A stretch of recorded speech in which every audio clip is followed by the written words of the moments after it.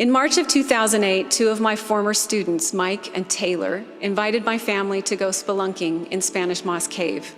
The initial descent is a corkscrew-shaped crack in the rocks which twists downward for 15 to 20 feet before it finally opens into the domed roof of the cave. The return trip was harder than the descent. We clambered back up to the domed room, but the real challenge remained.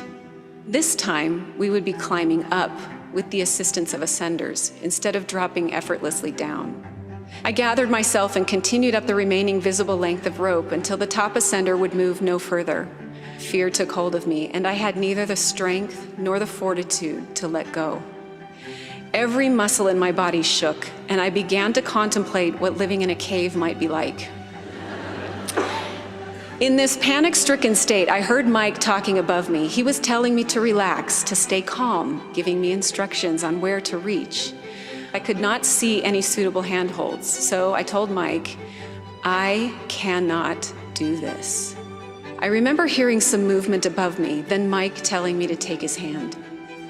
You're just gonna pull me up one-handed? Sure, he said confidently.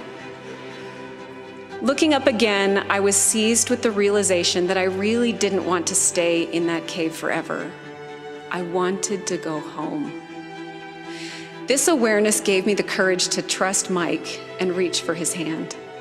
One moment I was dangling from the dome, and the next I was wedged into the crevice, still clinging to one ascender with my free hand. I could finally relax my arms. Perhaps you would have fared better than I did in Spanish Moss Cave. But we all, at one time or other, will be in a situation where our strength, or knowledge, or skill, or perhaps even our desire is not enough. These are the times that your Savior pulls you up out of the darkness if you will let go and take his hand. I asked Mike recently whether he was ever concerned about getting me out of the cave that day.